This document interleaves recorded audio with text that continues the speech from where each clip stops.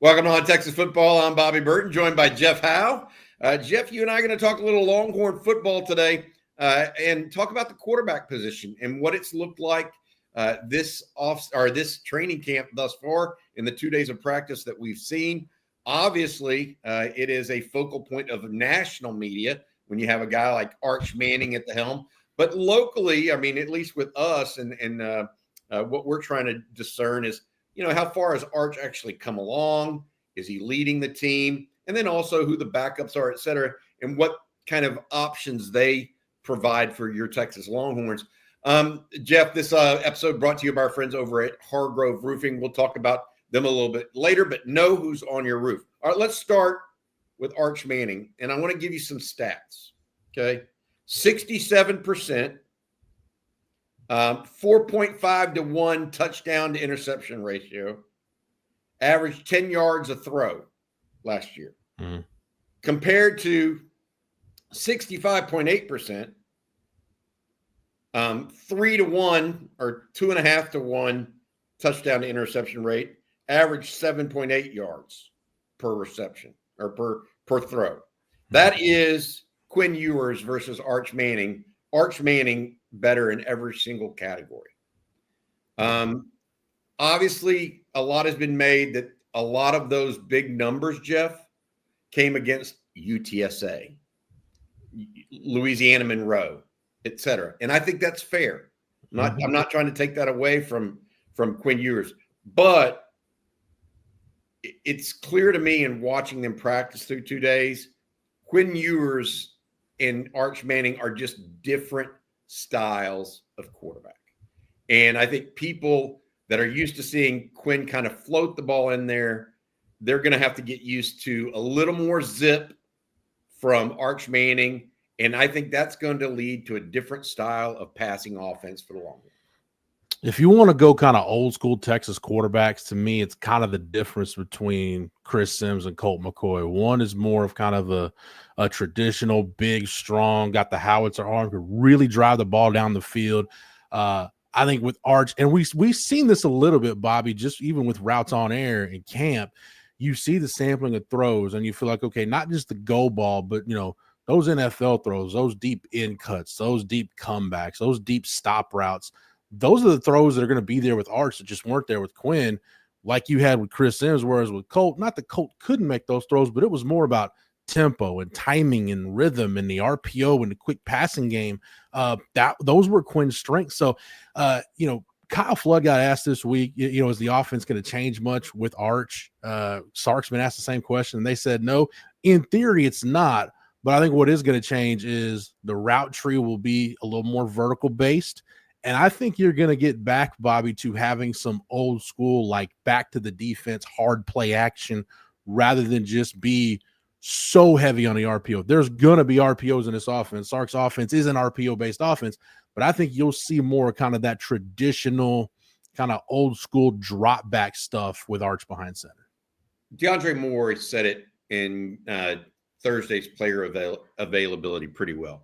He said Quinn likes to pillow the ball in, whereas Arch is more of that direct line, that snap.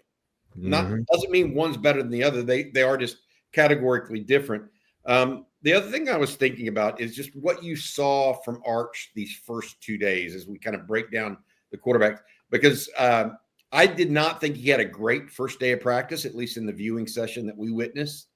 And then the second day, it looked like, I mean, if I were to grade him on day one, it'd be a 75 to an 82 or something like that on a grade of 1 to 100. Second day, just in the period that we saw him, it'd be more like an 88 to a 90, 92, 93. He had gotten the rhythm of the offense and practice down, and his throws, footwork, everything looked sharper and a little bit quicker, which is what we've been used to and accustomed to seeing with him in practice settings.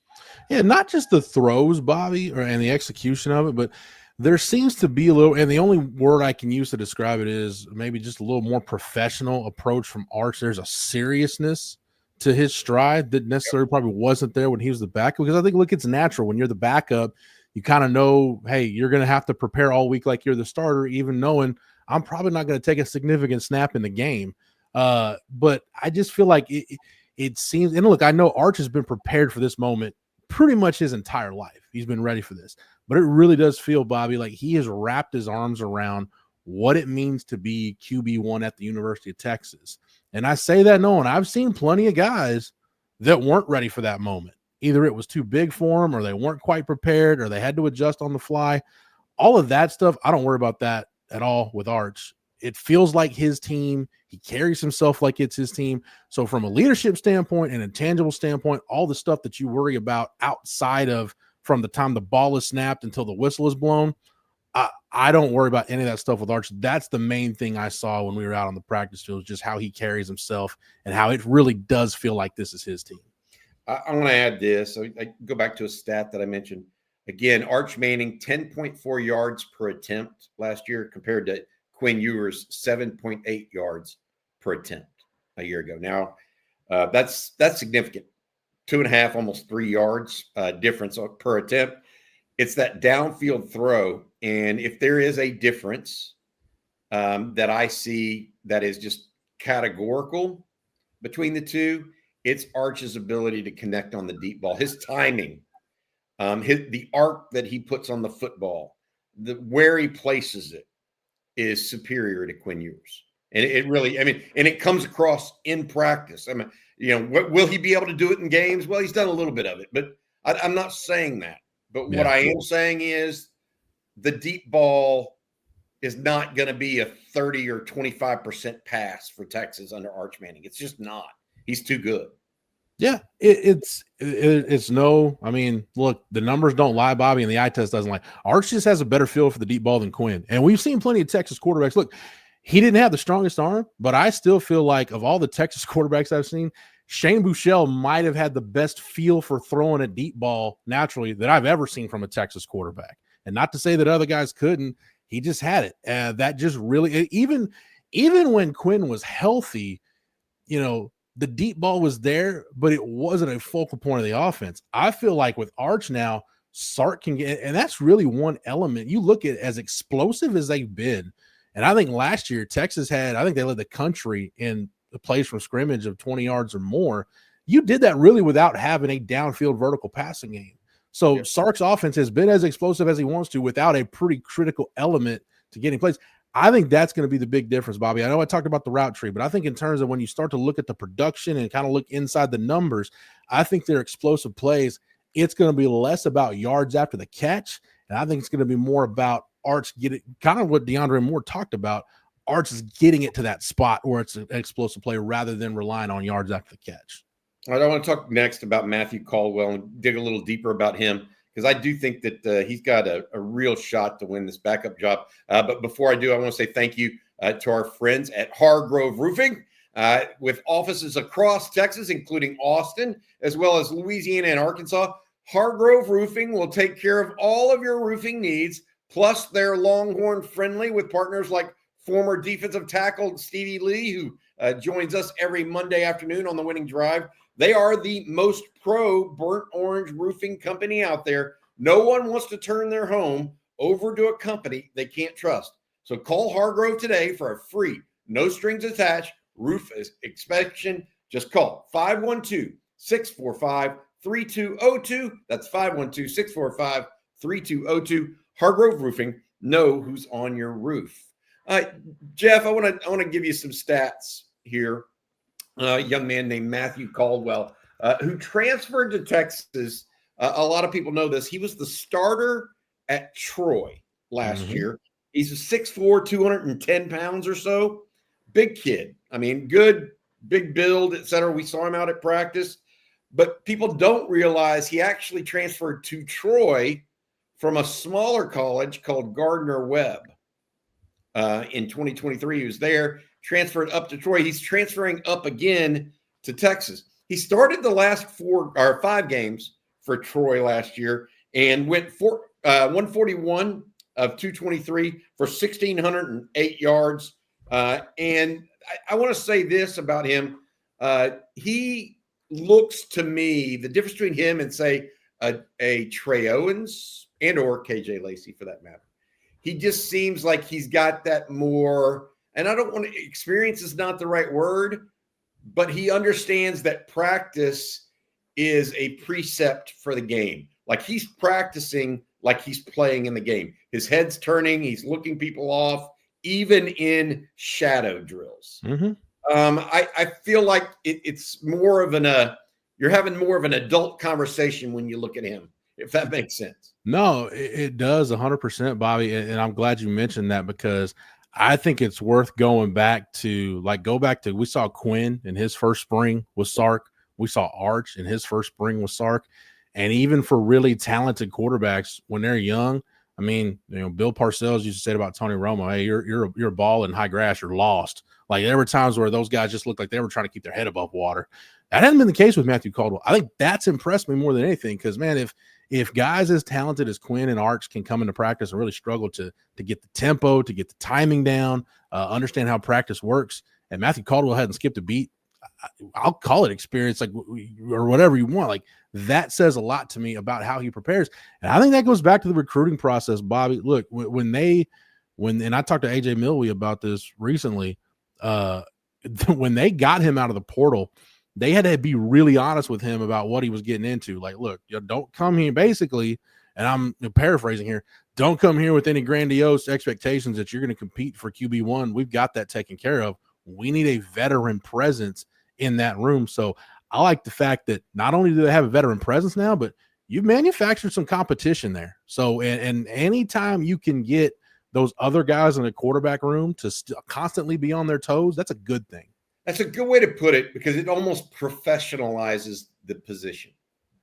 You're making Trey Owens and KJ Lacey not just be given the backup role. They're going to have to compete for it against someone that treats this. I mean, Matthew Caldwell, that's a good way. I feel like he's acting like a professional out there. He's going through, I mean, he's being almost he's overreacting to things to make sure he's doing all the right little things correctly. Mm-hmm. What do you think about Trey Owens and KJ Lacey at this point?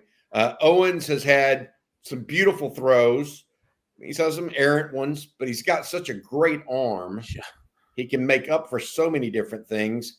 And then KJ Lacey, diminutive, is being fair, or is not shortchanging him, I would say. He is not a big guy, but a lot of anticipation, a lot of clean throws. He is more of a layer it guy like Quinn Ewers than he is, throwing on a bead. What are your thoughts on those two guys that you've seen so far? Yeah, I think Trey Owens, there you see the upside for sure. I think the floor was probably lower than where it is for KJ Lacey, but I think Trey Owens' ceiling is still higher. Now, is he going to hit his ceiling at Texas in the day and age of the transfer portal? Maybe not, but I think the more I think about it, they made the right call there. And I think it's worth going back into this part of it, Bobby. They knew, and I've talked to AJ Milwee about this before. I actually talked to him about it at the Sugar Bowl after the 23 season, going into that Sugar Bowl against Washington.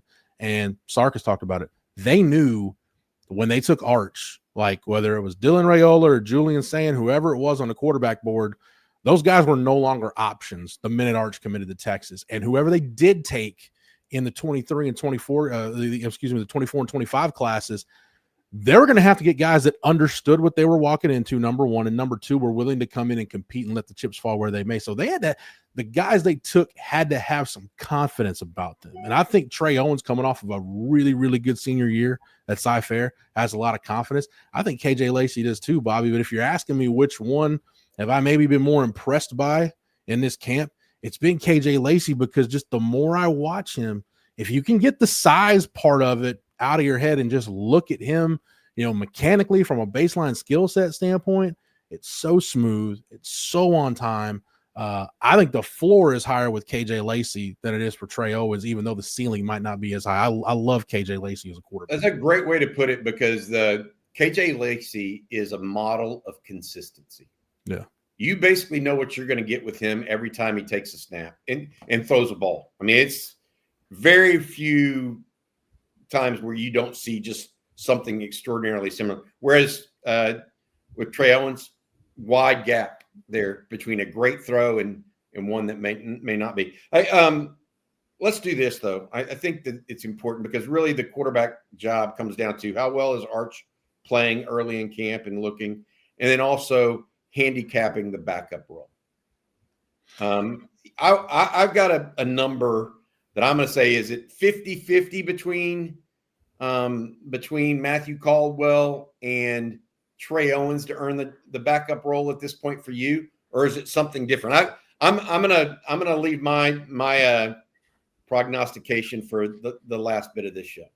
I've said this since Matthew Caldwell committed to Texas, and I'll stay on this, Bobby. I think the winner or the best fit to be the backup quarterback, it all depends on the scenario in which they are called upon. If it happens in the middle of a game and you need to get through a game, without question, I think it's Matthew Caldwell. But if it's a situation where whatever the case is, maybe you need to get somebody ready to start a game, maybe a non-conference game, then I think it's between Trey Owens and KJ Lacey at that point. But I think for in a pinch where you really need to rely on experience, maybe to get you through something, I mean, if it's a conference game on the road, if it's the Ohio State game, whatever it is, I think in a pinch it's Matthew Caldwell. Okay. I'm going to say this. I don't necessarily know that it's going to be as nuanced as that. Like if Arch is out for 3 weeks, who's going to start the next week, right? I think the backup role is just more straightforward. I said going into this offseason or going into this camp that I bet it would be a 50-50 between Trey Owens and Matthew Caldwell of who would be the backup. After 2 days of practice and just seeing what I saw and the professionalism that Caldwell brought and kind of elevated, he was much more closer to what Arch Manning was going through and how he was reacting. I'm going to put that more like 75-25 Caldwell over Owens. Okay. If not more, maybe 65-35. But I definitely think Caldwell, his approach and his experience are showing very, very early in this process. And that leads me to believe that it's going to continue later on. Yeah, and I think for Sark, AJ Milwee, Mike Bamonte, the people making that decision on who's going to be the backup, I think it comes down to which one do you believe in more is going to happen. Is Matthew Caldwell going to grasp the offense faster than Trey Owens is going to raise his baseline to where, you know, the gap between those throws you mentioned, and I think it's worth reinforcing, Bobby, when it looks good with Trey Owens, it looks really, really good. But I think it's more realistic probably that Matthew Caldwell grasps enough of the offense to be that guy rather than Trey Owens closing that gap, if indeed it's close between the two guys at the end of camp and they got to make the call.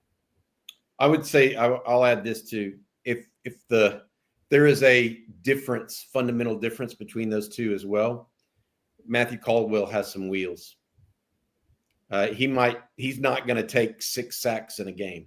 Trey Owens, if someone lights him up and he's not ready for it, he's not nimble enough to deal. He's definitely more of a Quinn Ewers type in the pocket in that regard. All right, that's going to do it for the breakdown of the Texas quarterbacks. Arch Manning clear number one right now. Debate is over who is the backup. I lean towards Matthew Caldwell right now. Thank you again to our sponsor, Hargrove Roofing. Know who is on your roof. Give them a shout at 512-645-3202. That's 512-645-3202. All right, Jeff, thank you so much. We'll be back a little bit later, talking a little bit more Longhorn football. Hook 'em. You guys have a good weekend.